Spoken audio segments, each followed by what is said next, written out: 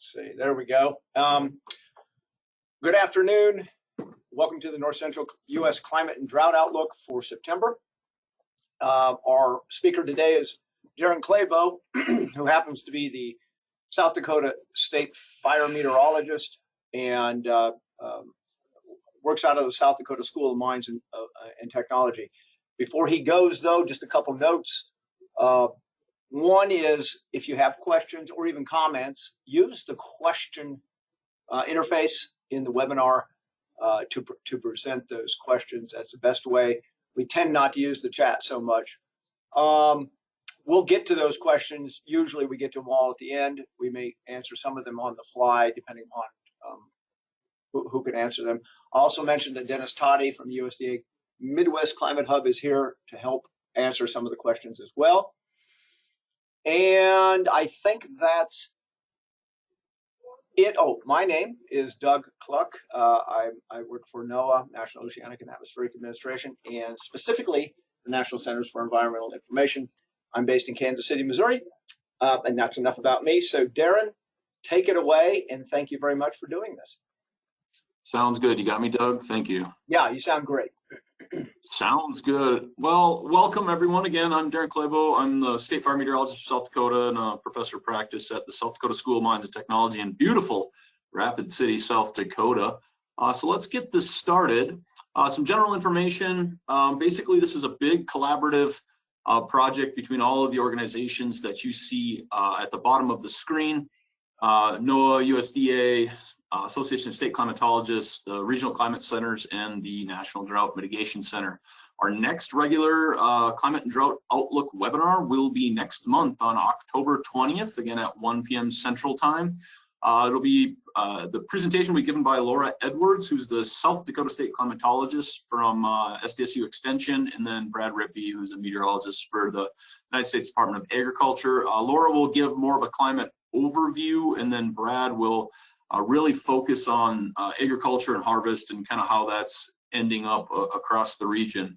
A couple of links there for you if you're interested in future climate webinars and related information. Of course, the archive to the past climate webinars is there as well. So our agenda, just recapping past conditions, what we're currently seeing, looking at some specific regional impacts across the area, looking at agricultural and hydrologic conditions. I'm a fire person, I'm a wildfire person, so I'll talk a little bit about wildfires and smoke and some fire potential for the upcoming season as well. We'll take a look at the new U.S. Drought Monitor that was released this morning, go into some outlooks, and of course we'll be happily taking questions at the end.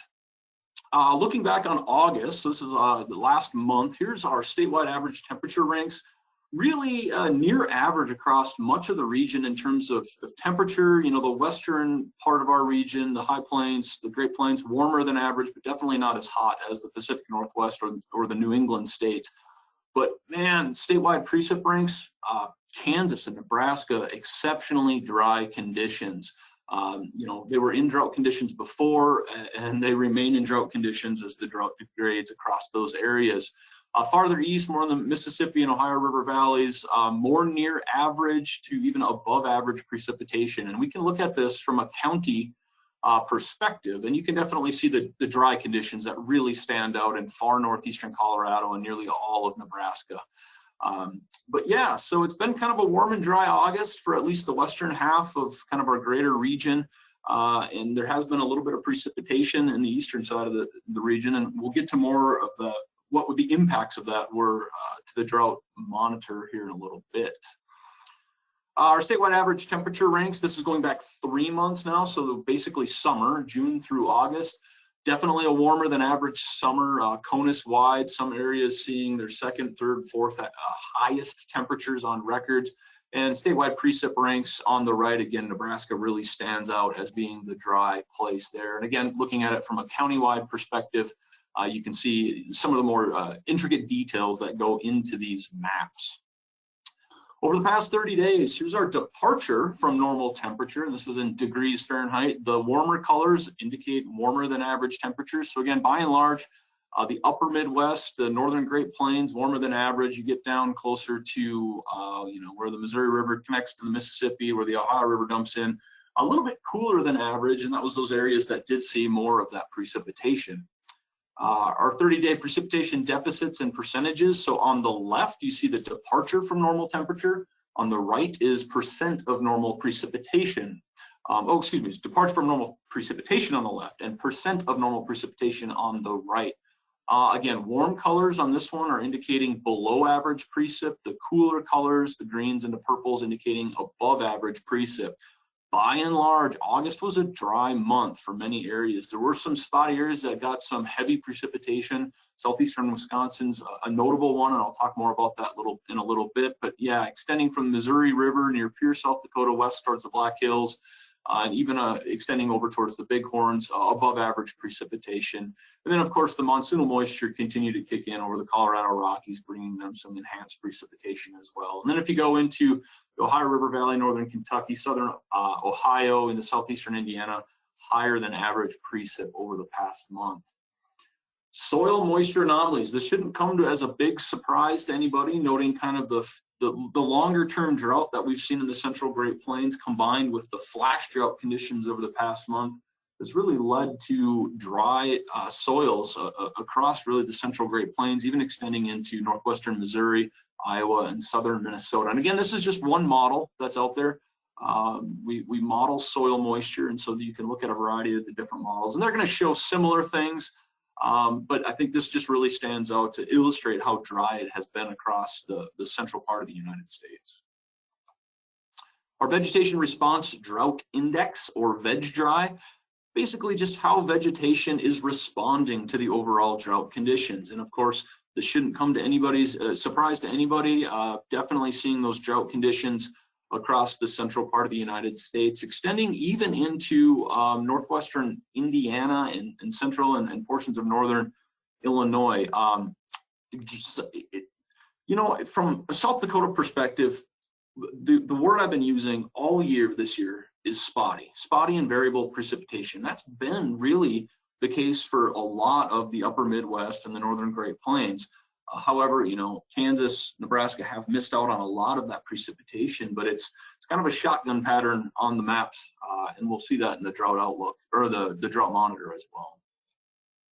Here's our 90-day precipitation deficits and percentages for the region.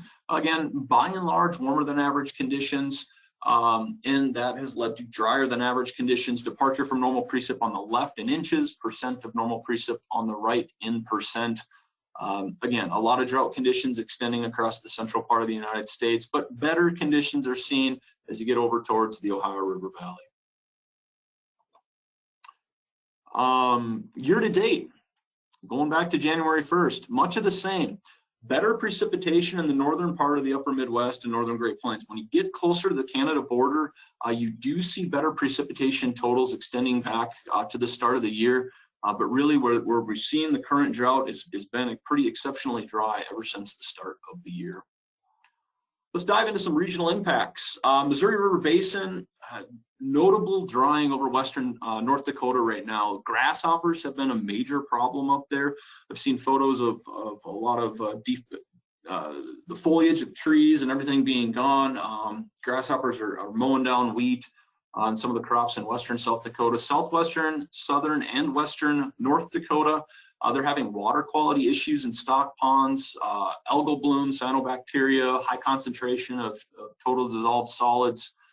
It's a bad situation across western and southern North Dakota in terms of agriculture. South Dakota, southeastern South Dakota, it's as bad or worse potentially than 2012, and 2012 was a very notable drought for much of the region. They're down in those D3 conditions and degrading.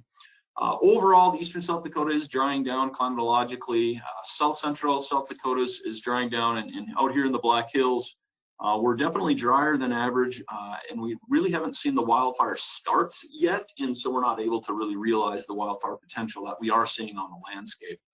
I haven't heard of any current issues, big issues, widespread issues of planting related to winter wheat. And good news for folks in western Minnesota, southeastern North Dakota, and really all of South Dakota.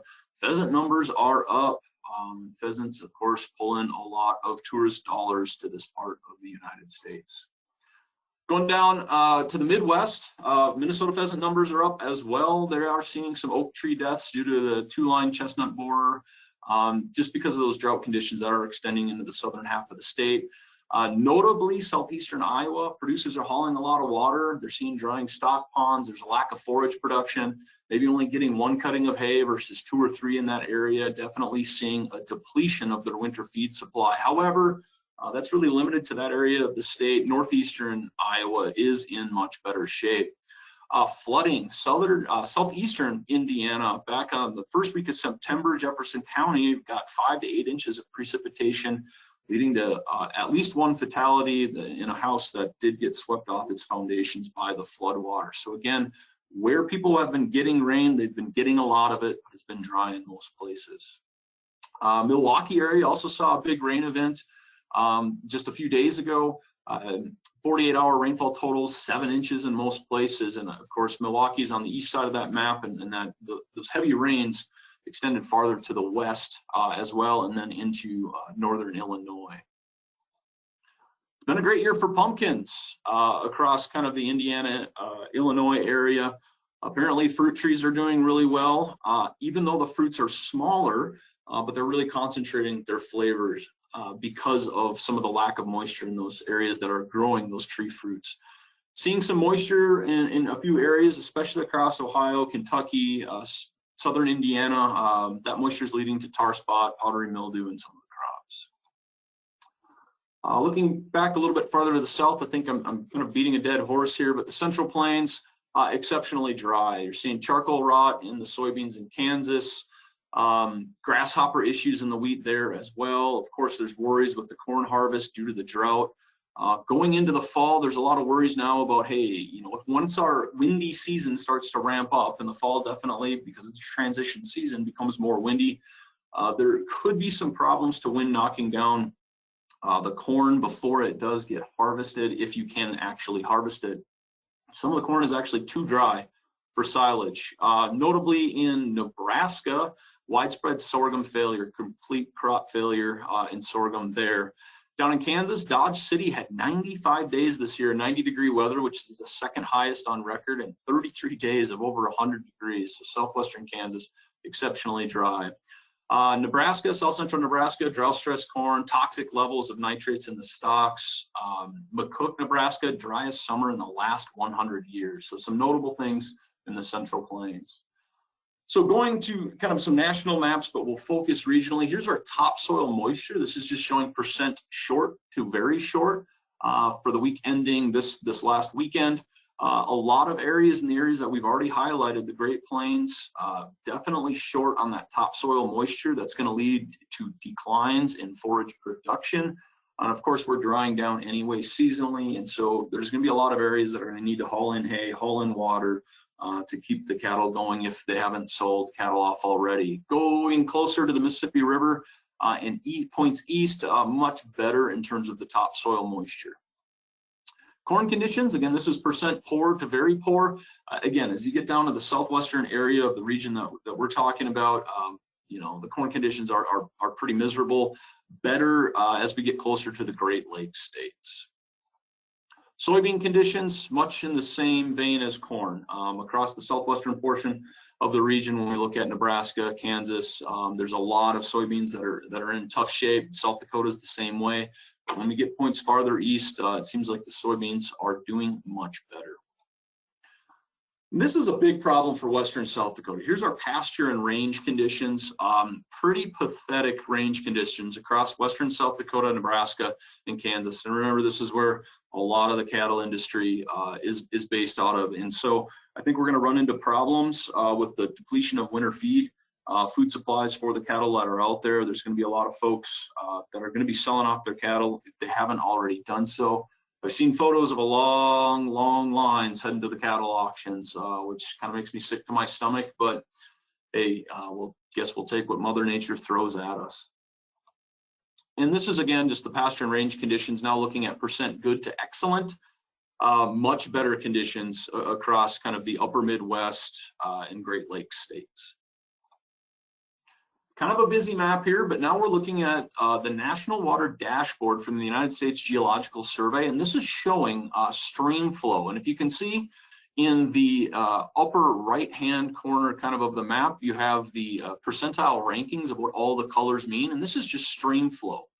So, you know, where the flooding was seen a few days ago in southeastern Wisconsin, we have much above normal stream flows to all-time highs in the Milwaukee areas as all that water is running off. And if we look at some of the rivers in, say, Nebraska and Kansas, you're seeing the opposite side of things. You know, there's reports of portions of the Platte River, the South Platte River, the Republican River in Nebraska that are actually going dry right now. And so much below normal to all-time lows in terms of overall stream flow for those areas.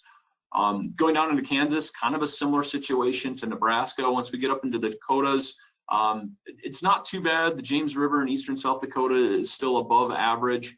And a lot of that is still coming out of North Dakota. Remember, the James River comes out of east central North Dakota. Going over to Wyoming and Colorado, it's kind of spotty just depending on where that rain has fallen. And if we look at the Ohio River Valley, virtually near normal everywhere. The Missouri River, for folks that have interest on the Missouri River, Gavin's Point releases, the Gavin's Point Dam, are going to be at their minimum rates.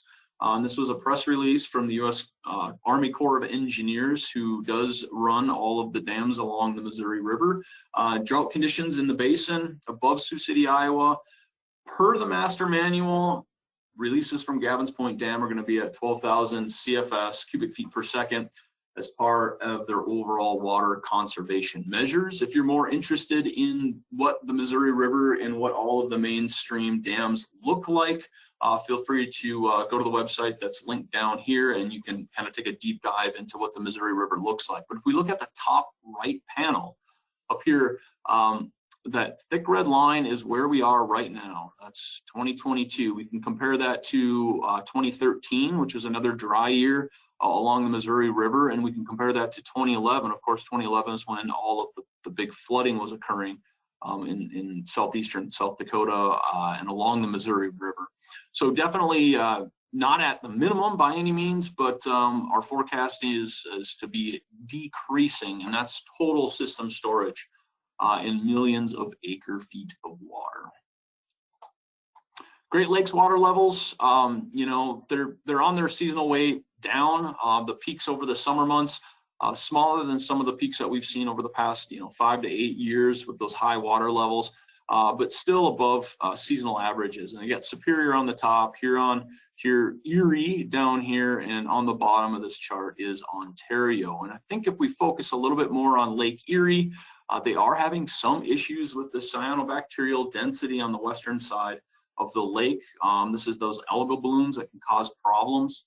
And this is satellite-derived imagery to represent what the density of that algal bloom is. And again, you can see some of those pockets on the west side of the lake in the Toledo area. So definitely some harmful algal blooms going on in Lake Erie as we speak.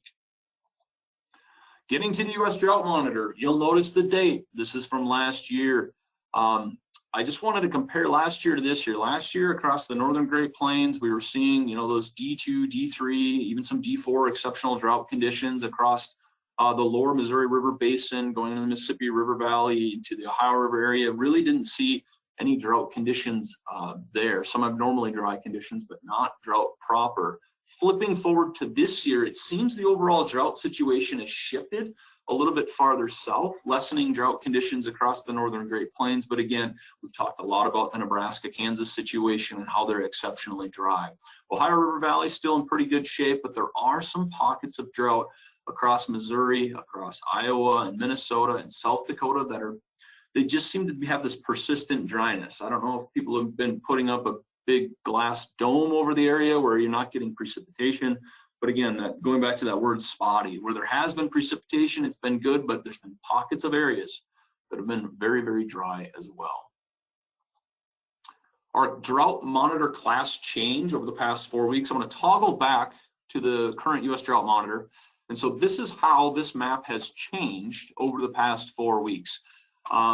You can see degradation across Kansas, across Nebraska, North Dakota, eastern Montana, degradations across a lot of South Dakota, some improvement in western South Dakota, some improvements in eastern Minnesota, in Wisconsin, central Iowa. Again, going back to this idea of very variable precipitation. Southern Missouri, it was looking pretty bad down there earlier this summer, but they've definitely seen some improvements with the heavier rains they've been getting over the past 4 weeks. So let's look ahead a little bit. Here's our 7-day precipitation forecast, and this comes from the Weather Prediction Center, which is part of the National Weather Service.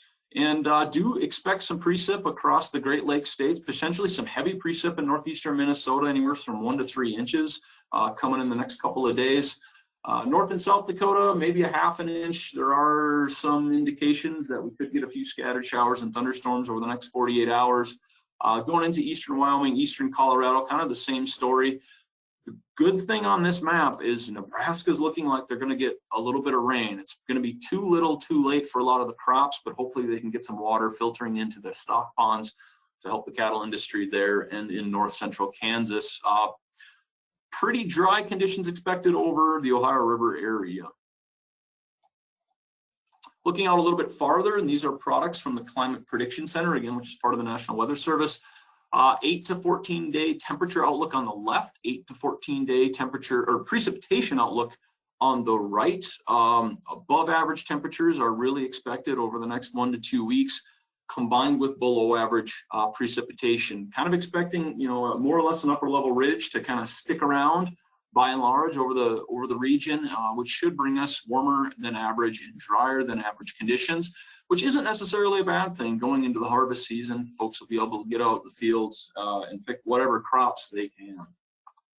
Our monthly temperature outlook and precipitation outlook, again from the CPC, Climate Prediction Center. This is for October now. There are some pretty strong signals that warmer than average conditions will persist over the central part of the United States, combined with below average precipitation during that month. And we do have to remember that climatologically speaking, October is a drier month for a lot of these areas. And so below average precipitation on a normally kind of average to dryish month to begin with doesn't bode well for filling stock ponds and allowing our stream flow to increase. So some dry conditions expected, but again, it's a double-edged sword. It'll allow people to get out and harvest their crops. But for interest in forage production and cattle, it could be a bad thing. Our seasonal temperature outlook, this is extending October through the end of the year. Now we're starting to see that shift of potentially above average temperature and below average precipitation for southern areas of our region, but there are some hints that we're going to have equal chances or maybe even the potential for above average precipitation in the very northern reaches of the region as we near the Great Lakes, as we get up near the Canada border. There are some signals that we could start to see maybe average to above average precipitation in those areas. So our seasonal drought outlook, this is really just a reflection of the maps I just showed. The brown colors, drought persisting. The yellow colors, drought development likely. And again, once we look across Nebraska and Kansas, it shouldn't come to anybody's surprise that we're likely to see the drought develop across those areas. Current large wildfires. So this is a map from airnow.gov, and it's an interactive map. And so if you go to the website, you can toggle around, and you can actually click on each of these little circles. Each of these circles represent an air quality sensor, and this is detecting the particulate matter in the 2.5 micron range. So very small particulate matter. It's the stuff that's really nasty once it gets into your lungs. The little fire symbols represent wildfires, and kind of the gray shading you see is current smoke cover, and that's total smoke cover. That's not necessarily at the ground smoke. It could be the middle part of the atmosphere. But yeah, by and large, central Idaho, western Montana, eastern Washington, and Oregon is where all that smoke is coming from. Put that in the westerlies, and it's spreading across our region. And so some air quality issues. Western South Dakota, down south of Kansas City. I know Doug was mentioning they were having some air quality issues down there with things related to smoke and a few issues around the Great Lakes region as well. But once we get into the fall, the Pacific Northwest wildfire season really starts to ramp up. And if they do see these persisting hot and dry conditions over the next 30 to 60 days, I do anticipate we'll see a lot more smoke impacts pushing east into our region. So something to keep in mind for those that have a lot of sensitivities to wildfire smoke. Our significant wildland fire potential for September and October, really, the National Interagency Fire Center isn't highlighting any issues for our region. However, as a fire meteorologist, I do want to talk a little bit about the wildfire potential eastern Colorado, eastern Wyoming, South Dakota, Nebraska, and Kansas. It is going to be on the increase in the coming weeks. Generally speaking, our fuels are curing down as the plants start to cure out. All the herbaceous fuels out there are going to be cured and available to fire. As I mentioned earlier, we're starting to get into the season where we get a lot more wind as well. And so if we do combine those dry days with a lot of kind of the Great Plains wind, we will have some big potential for wildfires across our region. And it's something that I'm obviously very vested in and have been watching very closely. And I don't necessarily think that these maps are reflective of what the Central Great Plains' actual fire potential will be going into the next 60 days. Hey, Darren. Yeah. Can you mention what typically ends the fire season across the plains, and when that potential goes down? What needs to happen for that to for conditions to improve? We need snow. We need widespread snow, especially across the northern Great Plains. That's the only thing that ends it. Otherwise, we really exist in a 12-month fire season. The biggest thing for us in the wintertime is the fuels are always cured and always available and ready to burn because they're dead. If there's nothing covering those fuels, you do get the potential for big wildfires. And, I can speak to southwestern Kansas, northern western Oklahoma. Their wildfire potential January through March can be through the roof when they don't have snow cover on the ground because they get so much more wind in the wintertime. So again, we live in a 12-month fire season out here. Snow is really the only thing that's going to end that fire season for us. But that's a great question, Doug.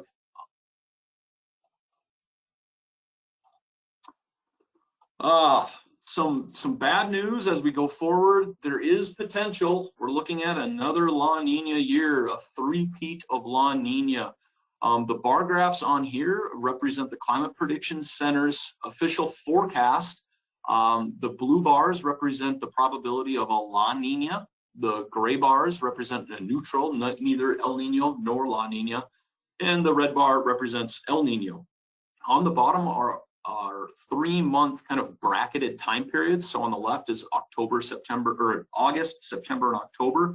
The next one is September, October, November, and onward as we progress into January, February, and March of 2023. And it does look like there is a high probability that La Nina will linger around for a third winter. La Nina is just a cooling of the eastern equatorial waters in the Pacific Ocean, and it changes global circulation patterns such that the southern Great Plains in the wintertime tend to be warm and dry. The northern Great Plains in the wintertime tend to be cool and wet. La Nina, the summers following a La Nina year tend to bring dry conditions for the northern Great Plains and the upper Midwest and the central Great Plains. So yes, this looks beneficial for the wintertime, but remember that we get very little of our annual precipitation in the wintertime across the region. Most of it comes as convective precipitation during the summer. When I say convective, I just mean thunderstorms. And La Nina summers tend to be drier, but let's focus on wintertime for now. 5 out of 8 La Nina years, this is kind of the situation that we'll see. And so these composites can be misleading. Not every La Nina winter brings us cool and wet conditions across the area, but it tends to tilt the jet stream in such a way that, the odds tilt towards those cooler and wetter conditions. But my faith in this forecast decreases, especially with respect to the ongoing drought that we are currently seeing. So this is the Climate Prediction Center's seasonal temperature outlook for January, February, and March. And this is exceptionally reflective of the La Nina conditions that we are seeing. Below average temperatures across the northern tier states, equal chances to above average precipitation across kind of those same states. Very, very, very reflective of the composite La Nina map in which I'm showing right here. So the forecasters at the Climate Prediction Center are hedging their bets towards, this three-peat La Nina, bringing cooler than average and warmer and wetter than average conditions across these areas. But you know, there are caveats to that forecast, and I wouldn't necessarily hold my breath. So to summarize, we'll wrap this up. Drought worsening across much of the central and northern Great Plains. That drought is kind of creeping into the Midwest, especially in western Iowa, southwestern Minnesota, northern Missouri. Man, exceptional summer dryness for Nebraska. Those poor folks out there, it just can't catch a break. A warm and dry fall is likely for the central United States. There might be some hints of average to above average precip to the points farther north. And of course, if we do persist into this La Niña pattern, which is likely to happen, we are tilting the scales towards a cooler and a wetter than average winter overall. But again, I wouldn't necessarily hold my breath. And this is just a nice photo on the bottom right that our good friend and colleague Dennis Toddy took in central Iowa, just kind of a smoky sunset. I think a lot of us have seen kind of the eye of the dragon sunsets, you know, as that fine particulate matter from the smoke from the wildfires across the northwestern United States pushes into our area. And again, I do expect that wildfire smoke to kind of persist throughout the region over the next few weeks. For additional information, you can find, again, the presentation archives up there, NCEI, or the National Center for Environmental Information, our climate reports, all the different portals that you can look at and find these data. Feel free to look at them. And again, it was a pleasure presenting to you all today. A lot of our contact information is on here from kind of the leadership team that puts these together.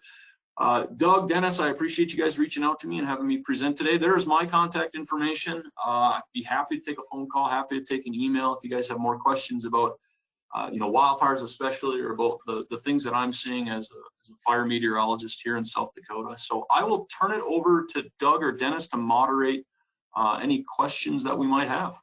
Sure. Thank you. And I'll invite Dennis back onto the phone if he's not already there. I know he's at a conference. So thank you, first of all, Darren. That's a lot, as usual. That's a lot of stuff to cover in no time. So appreciate that. And we can delve into anything that you saw there a little bit more. One thing I do want to mention, wasn't sure if Darren mentioned it or not. He did talk extensively about rainfall and percentages and deficits, but the other big factor this summer was the fact that we had basically warmer than normal temperatures, more or less across the whole area, which of course, as everybody knows, means more evaporation or evapotranspiration from everything. So so we lost a lot of moisture, even though in some places we may have even had normal. So we're even seeing places that were above normal precipitation slip back now into a drought or near drought situation. So I just wanted to say that because we had plenty of heat to go with this situation. I don't know who wants to answer this. Since you're from South Dakota, Darren, you should answer this question. I gave it a shot. Hopefully you can see the answer that I put there. But what's the correlation between droughts and pheasants, and why typically are pheasant numbers up or down, for that matter? Well, in the springtime, especially when you think about where pheasants nest, a lot of those tend to be in areas that are kind of lower in elevation, pockets, divots. In wet years, those can flood out and actually inhibit pheasants from hatching. They can get their nests flooded out. And so when we get towards more drought conditions, it actually can open up some of that nesting cover that wasn't necessarily available before, and you can actually get really good broods occurring in kind of those light drought conditions. Obviously, if there's too much drought and you don't get the forage production, you lose that nesting cover. Then as you progress farther into the season, grasshoppers, bugs, things that really thrive on the drier conditions are forage for those pheasants that are out there. So those are kind of the correlations that I see. Yeah, yeah, go ahead, Dennis. I say, and there's probably a bit of a difference across the state. When you have very severe drought conditions, you have a loss of habitat sometimes. We used to decide, when I was in South Dakota, we'd used to decide when to release CRP to protect habitat for pheasants. So it's not a simple direct relationship Darren hit a good number of those different things. Typically very bad droughts aren't as good. So you probably see some differences across the state as to where pheasants have done better and others not. Yeah, so anything that eats grasshoppers for a living is really happy when grasshoppers explode like they have this year across the upper plain states. Exploding grasshoppers. That's a scary sounding image. It's like popcorn. Okay, and let's move on. Oh yeah, Dennis, could you expand upon why soybean conditions have been a little bit better than corn conditions and why they typically do a little bit better than corn during drought years, I guess? Well, and again, it gets down to a timing issue. Corn has particularly that very specific time where you can do a lot of damage to yield around that tasseling reproductive period. If you have stress during that, you can do you can do a fair amount of damage to yield. It can recover a little bit later on, but not very much. Soybeans have an ability, if you're stressed in the middle of the season, to kind of muddle along and then kind of recover later. So, the soybean ratings this year are a little bit better than corn. I wouldn't read too much into that. They're a lot better, but they're probably a little bit better in that there has been some places that have had rain and others haven't. I also wonder too, when you look at a national ranking, that we grow more corn out in the plains where the drought has been really bad. A little bit less soybean. Soybean is not quite as heavy out there, and other parts of the Midwest where we grow plenty of soybeans, things haven't been quite as bad this year. We had a comment about a report. This is going kind of the other side of the opposite of drought. A rainfall rate of 68 inches an hour for a short period of time, according to the National Weather Service Chicago office. And where would they find out more information from this? And I'll have to get back to you on this, Kevin. But rates of precipitation can be wildly different than. They probably didn't have 8 inches in an hour, but the rate at a 5-minute scale can easily be 8 or 10 or 12 inches if you extrapolate out to an hour. So rate, it's a tropical rate, no doubt, but it probably didn't last as long as like Hurricane Harvey, where you had actual multiple hours of insane rainfall rates like that. And Doug, we do have documentation of stations that have received even higher rainfall rates than that. We had one of our stations up in South Dakota, I think, picked up 7 inches of rain in like 20 minutes. Yep. And that was an actual measurement from a tipping bucket. So it's not going to be exactly right, but those rainfall rates are documented and valid. Yeah, I guess the point is here, it's not, although rare, not that rare. Someplace in the upper Midwest is going to see it. We're going to see a few of those events almost every single year. Yep. That said, we're probably seeing more over time than we used to, just because of the availability of moisture. Okay. How will the current dry conditions lessen La Nina impacts this winter? They won't. So the dry conditions here, if you will, across, let's say, the Missouri Basin, aren't going to change because of La Nina, but La Nina may enhance a little bit of moisture to the north and west, especially in the upper parts of the Missouri Basin. It may, fingers crossed, we need the snow, et cetera, to fill reservoirs and such. But what's going on here won't affect the La Nina overall. That's something that happens in the equatorial Pacific and really doesn't have a connection, to my knowledge, back, if you will, to the equator. So I do think we need to make a point here, and the others can chime in on this, is that we're sort of in we're getting to the point of recharge season where the plants stop extracting so much moisture from the soils, and we hope that we get some precipitation to refill, if you will, those buckets in the soil and groundwater and everything else, reservoirs, ponds, So we said this last year, same thing. We had drought going into the fall. it was a pretty dry fall, actually. So there were places that did improve, though, in the spring and late spring, especially in Montana and places like that, and North Dakota. But we sort of reverted back to this overall dryness across our region. Go ahead, Dennis. Anything you want to say? Nope. Okay. Nope. Why has there been so much precip near the Canadian border? I don't know that per se, but usually that's where the this time of year and back a month or two, that's where the jet stream sets up, and it's not atypical to have more storminess, if you will, or systems go across that part of the country in the summertime. So, and thus we tend to have more precipitation near the Canadian border, or just north of the Canadian border, or just south, whatever. Okay.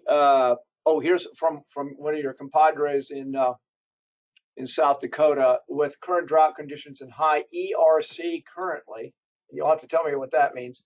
How does the potential South Dakota spring fire season for 2023 appear to be better or worsen or improve?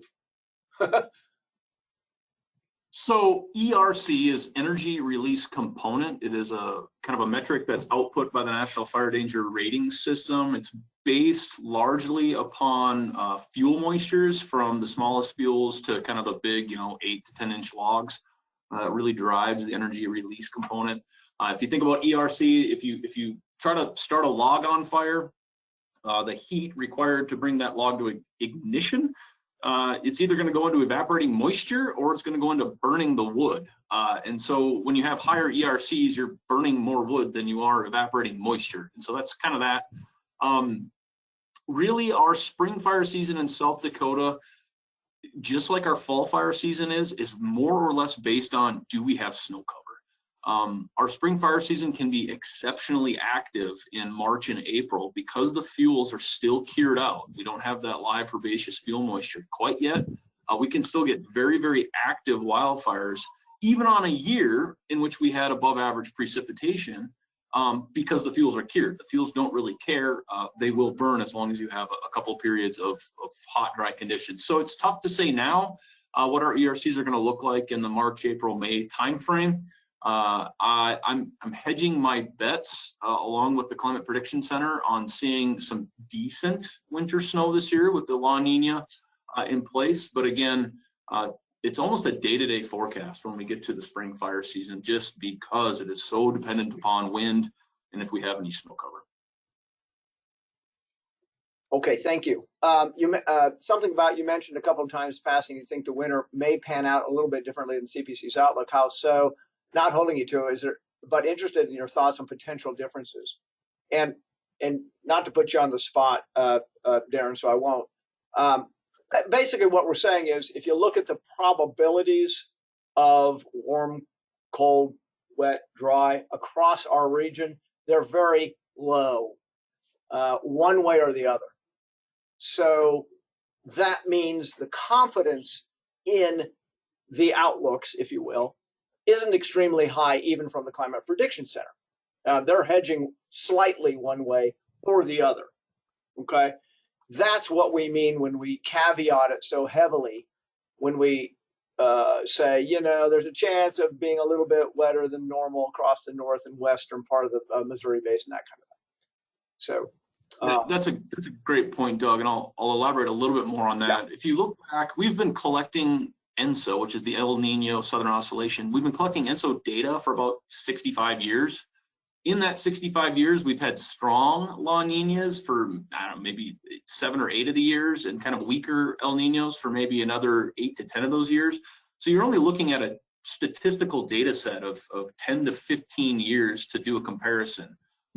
So, I'm a meteorologist. We have lots of data, but unfortunately we don't have a lot of data when it comes to looking at correlations to past La Niña events. Yeah, and we do hang our hats. However, from a forecasting point of view, we hang our hats on these El Nino La Niña events because they're one of the rare things that do have a little more credence, if you will, than just looking at trend, although trend is part of our forecast too. And when I say trend, I mean, okay, over the last 100 years or last 50 years or last 30 years, what direction have we gone in, let's say, the fall in terms of temperatures? So if you look in the southwestern U.S., you say warmer. That's your trend forecast. But you throw El Nino on top of that, then you have to kind of change your view of things. Then we have these dynamical models telling us something else. So it's not easy, as you know, by looking at the forecasts. I'll just leave it at that. And the outcomes. Okay, how rare basically is 3 years of La Nina in a row? Pretty rare. We've had 3 events since, 3 of these types of 3-year events since about 1950, which means we have absolutely no statistics on, no real statistics on this. This is the third event. This would be the third of those. Yeah. We've had 2 previous ones. This would be the third one. Yep. Yes, this is the third. Yeah. Looking at comments regarding La Nina forecast to diminish going into next spring. Yep. And that's typical, by the way. La Nina in the equator, where it forms, if you will, tends to vanish or go back to neutral, we call it, as winter and spring happen. But the effect on the atmosphere, because it's 2 things, it's the ocean and the atmosphere, the effect on the atmosphere can linger for a while, so an extra month or 2, and thus you can have sort of after effects or aftershocks, if you will, from La Nina or El Nino, even though it's gone, even though it's in the ocean, it's gone. Okay. So we call that a perturbation. It's a major perturbation that continues around the globe, if you will, for a while. It doesn't just go away overnight when the La Nina goes away. And we should probably say, and we're going to say this probably until through the end of the year, that some years, and it's been more common lately, is we see more effects from La Nina later in the winter and early spring, as opposed to earlier, especially when we talk about wetness in the Northwest and in the Ohio Valley and Great Lakes, for that matter. What's the relationship between a warming climate and pest damage? Is there a risk of increased pest damage in the future? What are the pest years historically? And all I'll say, Benjamin, is Dennis is going to answer this question, except that there's a longer growing season. If there is a longer growing season, it probably means there's a longer pest season. Take it away, Dennis. Yeah, I mean, we could talk for an hour on this one. That we do expect an increased risk of insect issues. Now, it is more complicated, but there are things that would indicate more insect issues. One, warming winters. It doesn't, you don't kill off as many insects with cold winters or with warmer winters, or they overwinter not as far south, so it's easier for them to be reintroduced to the area. Doug is correct that a longer growing season, can allow more insect pressures. That maybe if you have, you have one insect population during the year and then they die off, well, maybe in the longer season you have a second one, or if you have 2 already, maybe you have a third one. So there, it is something that more work is being done on, but we do expect those to change, and also change different insects coming here. We expect to see too. Okay. Great question from Jerry. Are there any climate indications that the Missouri River Basin / Upper Rocky Mountains are moving towards aridification and less productive runoff? Some people are beginning to use the term aridification as opposed to drought, meaning long haul arid conditions. In other words, right now what's normal may not be normal, or is no longer normal in terms of precipitation and temperature, because temperature plays that huge part in terms of evaporation and evapotranspiration. are there indications? I'm not going to comment too much on the Missouri River. If we have a research person on here that is actually studying this as we speak, feel free to comment. And also Dennis and or Darren, feel free. I know in the West and Southwest especially, I'd say the answer is yes. Aridification is probably a more likely term than drought these days. Go ahead, anybody. I think we have to relate it back to snowpack too, as our winters are becoming warmer across the northern and central Rockies. We're getting more precipitation in liquid form than in snow form, which lessens the snowpack. And of course, snow is nature's great reservoir to fill up the Missouri River during the summertime. And so that's going to be an issue as well. Once we get more rain, you're going to get more, quick runoff bursts, rather than that nice slow and steady melting of the snow across the region. I think, if memory's serving me correct, about the only place in the United States that is showing wetter than average, or not wetter than average, but increasing precipitation is really the Ohio River Valley going down in the central United States. By and large, the western half, if you get west of 100 degrees, you're really looking at drier conditions prevailing. So yeah, I would say there is some aridification going on across at least the upper Missouri River basin. All right, Dennis. No, I think Darren hit it pretty well. The western plains and then in the mountainous areas, you are seeing a decrease in precipitation. Eastern Dakotas through the upper Midwest, and then I will. Much of the eastern U.S. is also seeing increased wetness. If you look over the last 100 years, shows up pretty well. So it is the other part that we have to watch on this too is not only the overall amount of precipitation and time of year, but Doug brought up evapotranspiration earlier, that if you have warmer temperatures, maybe you evaporate or transpire more of that precipitation, so that even if you get more rainfall, it may evaporate or transpire more quickly. So at the end of the day, you may not have that much more water to work with. And I think this is the last bit here. Oh, nope. Darren, okay. I thought I heard Darren say that the dry conditions we have now will lessen La Nina impacts. Yeah, impacts to the Missouri River this winter. No, Paul, you're right. It is possible that La Nina can contribute in a positive manner more usable precipitation for the basin. Okay, but that said, coming from a meeting this week and talking to some of the river forecast folks, last year was La Nina. Year before that, this is the third year. So the last 2 years have been La Nina, and those last 2 years have been something like 88 and 90% of normal snowpack, where we would hope that La Nina would give us over 100%. But that didn't happen, and we had 2 La Nina years. So that tells you the fickleness, to be honest, of using La Nina only as a forecast tool for that neck of the woods. Okay, so that's why we have to caveat what we do. And there is one more question: why is there a trend for east-west gradient in precipitation received in the U.S.? Dennis? Excellent question, and I'm trying to come up with an answer. Darren, were you going to comment on something here? I thought I heard you starting to chime in. Yeah, I was going to comment on one thing I want to articulate, though, when we talk about La Nina and the current drought situations that we're in right now, is drought tends to breed drought. We get a lot of our atmospheric moisture from the ground, from evapotranspiration. When we're in drought conditions, we tend to have drier conditions.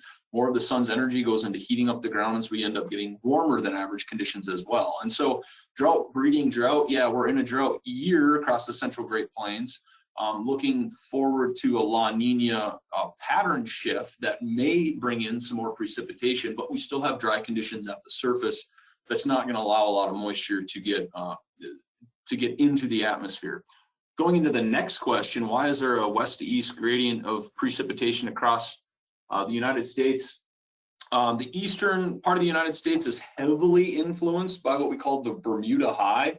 And now we're talking kind of global circulation patterns, but eastern part of the United States tends to pick up mainly southeasterly winds because there's a big high pressure system in the middle of the Atlantic, and that pumps moisture into that part of the United States. Whereas the western US, you don't necessarily have that impact. The currents of the Pacific are coming from the north, which is typically colder, so you don't have as much water in that area. That's my short answer on west-east gradient. Yep, and I'm betting what Benjamin meant by that question was why is there a trend for that to be more obvious now with a climate changed world? And that's probably, what's that? I say I'll touch on the Midwest. A lot of the thoughts are changing land cover across the Midwest because it is corn and soybeans by and large across the landscape. Those are two fantastic plants that I'll call it emit, that evapotranspirate a lot of moisture. We're actually putting more moisture into the atmosphere during the summer months because of the crops that are on the ground, and that can actually increase annual precipitation amounts as well. Dennis? Yeah, okay, I'm going to disagree. I have to disagree with you there, Darren. You don't produce more water with the crop. You're right. You don't create more water. So we have to have more water coming into the area, which gets back to what Darren was talking about, is that we're probably getting more water brought in through the atmosphere via the Gulf of Mexico. And then corn and soybeans do transpire that, and we can kind of change how that land surface works during the summertime, but you don't create more water by that. You just change when it's transpired in there. So it may become more obvious, that gradient, because of a warmer Gulf of Mexico, thus more moisture in the air. Warmer temperatures hold a lot more water than cooler ones do. With that transport of moisture heading sort of Midwest rather than Great Plains, and that, although it can get to the Great Plains, in fact, it can get all the way up to Montana from the Gulf of Mexico. That's not unheard of, or into Canada. It's not unheard of. It's harder to do. It's much harder to get transported. Much harder. You really need a system set up just perfectly to get it there. It happens. 2011 is a great example of that, to be honest. Let's not bring up 2011, Doug. Right. Yeah. Yeah. Drought to flood in overnight. So, yeah, there's a lot of it's a good question, and we've seen stream flows in the western Missouri Basin also decrease until you get to about the middle of the Dakotas, and then stream flows increase over time as you sort of go east of there.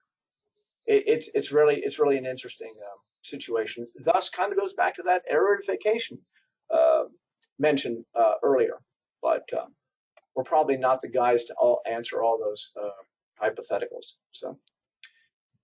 Thank you all. Thank you, Darren. Thank you, Dennis. That was great. I think we're going to wrap it up here. It's almost 2:00.